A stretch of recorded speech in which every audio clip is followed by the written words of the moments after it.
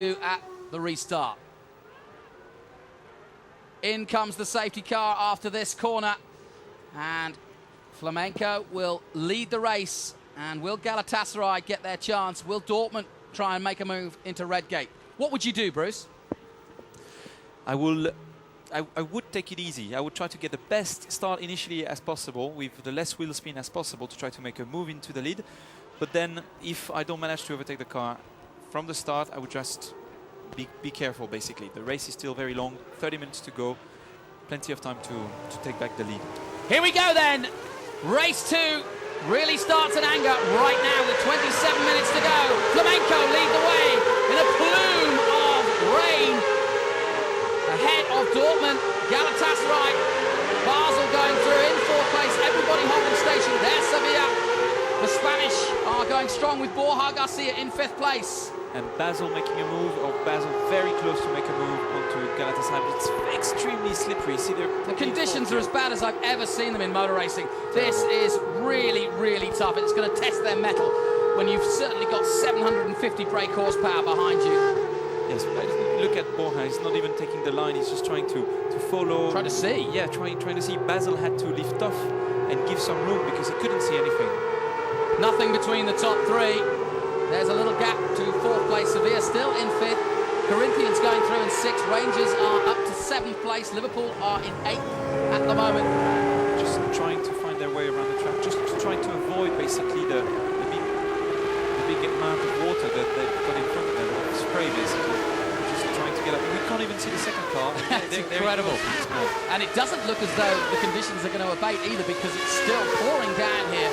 And no sign of it getting any better. So if anybody does do the full 26 minutes, Flamenco, the Brazilians, Tuco Roca, plenty of experience, didn't have such a good run in the first race, but this could be his golden opportunity for Flamenco. Keeping the lead so far. I mean, they're all being very cautious, all being very careful. RDC, Nelson Philippe getting close to the leader. Oh, very, very close indeed. Nelson Philippe really excited about getting a drive. Only came in at the last moment. He, of course, has been racing in America, the Frenchman. He, too, lost out to a drive after the champ car in the Racing League. Came together again, racing from Tuco. You can see just how little throttle they're using. They're not. It's a place where you should be flat, and you're easily flat all the way down in the dry conditions, but they're not even flat now. Third gear, fourth gear, fifth gear, not flat, so it tells you how slippery it is. Tottenham still circulating just behind Glasgow Rangers now in 8th position, and it's really interesting. The British clubs are 8th, 9th and 10th at the moment, or 7th, 8th and 9th. Tuco Rocha being very much on the edge. You can see the car moving a lot, and there is not a lot of room for sliding. If you get the car more than 20 degrees on the side, you're spinning basically. Would you argue that surely Flamenco have got the advantage in these conditions? Because obviously there's no spray for them at the moment, and if anybody's going to get a decent lap in, it's going to be them. For sure. I mean, you see the cars behind. There's one car on the left, one car on the right. The only thing they try to do is to avoid the spray. I think Nelson Philippe is faster, but Flamenco have got the advantage of being in the lead. Well, we're going to see just how skillful these guys are. Flamenco leading the way at the moment. And Tuco Roca doing a really good job. Yes. Into the Melbourne loop. Out he comes, back on the power. Good thing when you're in the lead, you can use as much track as possible. Go from the left side of the track to the right side of the track, and you put spray everywhere in the track. And when you've got sitting water, as there is out there, you can see it first, whereas everybody else hasn't got a chance, have they? Exactly. So if he really basically goes left from right, right from left in the straight, then he could spray everywhere in the straight, and the cars behind it can spray as well. Well, it's amazing. Everybody almost keeping about a 2-second gap. Under investigation, Galatasaray and Dortmund. And the reason for that will surely be because when the safety car came out, there was overtaking going on, mainly, I think, involving Galatasaray. I don't see where Dortmund come into this, but we'll see. But they're under investigation from the stewards. Beijing also pushing hard at the moment, right behind Liverpool, and they are in 9th position. So, Davide Rigon also good in the wet as he is in the dry. And there's about a 2-second gap between all the cars at the moment. In fact, the leaders are the closest. Dortmund right there with Flamenco in first and second place as they head out of Coppice once again. Oh no! Dortmund spins it! Oh no! Out he goes, all on his own.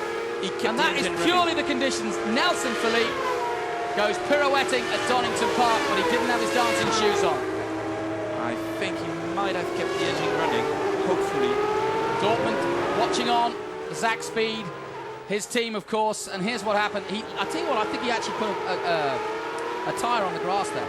Probably, I think he did put too much power. It's so easy to spin. You see, it's amazing that it's the first car spinning. We haven't seen anyone else spinning at the back, and it's so easy. But he kept it running. Oh, we can see, as we can see, up, too much power. That's exactly what it was. And there it spins. It is actually where you put the power on at Coppice, isn't it? Exactly, but very good reflex that he had, and he did turn the steering wheel because it locked and went back on the track, kept the engine running. See, up, a little bit. A little too early. Yes. Well, I think we might see a lot of this. I mean, these are incredible conditions. I don't expect too many finishes here because conditions are just so tough, especially with a car this big, with this much power, with the lack of grip. The tyres aren't as warm perhaps as they would want. And there's problems. Here is Beijing. 22 minutes to go. Beijing are in contention, surely to be top of the league. They're going up to 9th now. Good job from Galatasaray are off. Galatasaray are off, and that is a big crash. The rear wing has disappeared from Alessandro Peguidi. Well, he's been under investigation. There's no need to investigate any further. He is out, and that effectively is a sending off for him. Boom. Oh, no way. And he's come together with Rangers. Another car. Luckily, as you can see, Ryan Dale is already out of the car.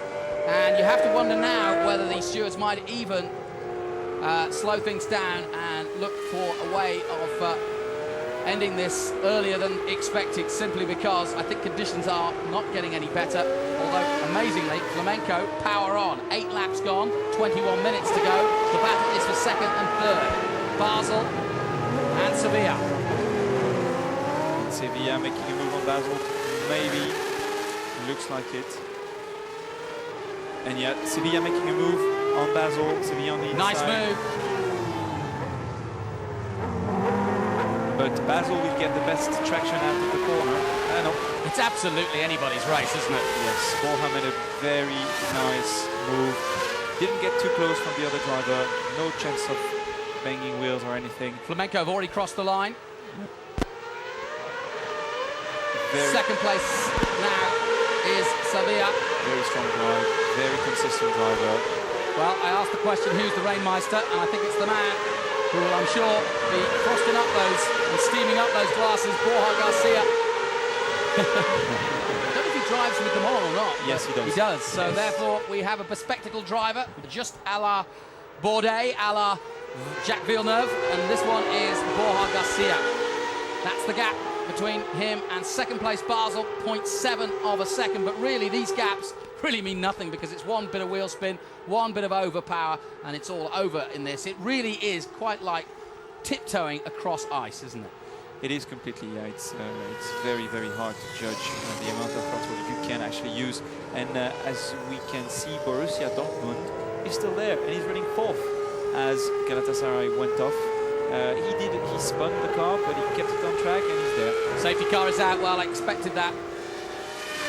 2 cars at the edge of Coppice in a dangerous position. The safety car forms up, and now Flamenco, having gained a massive 8-second lead to start with, will have to do it all again. But the Brazilians lead. Spain are in second place with Sevilla.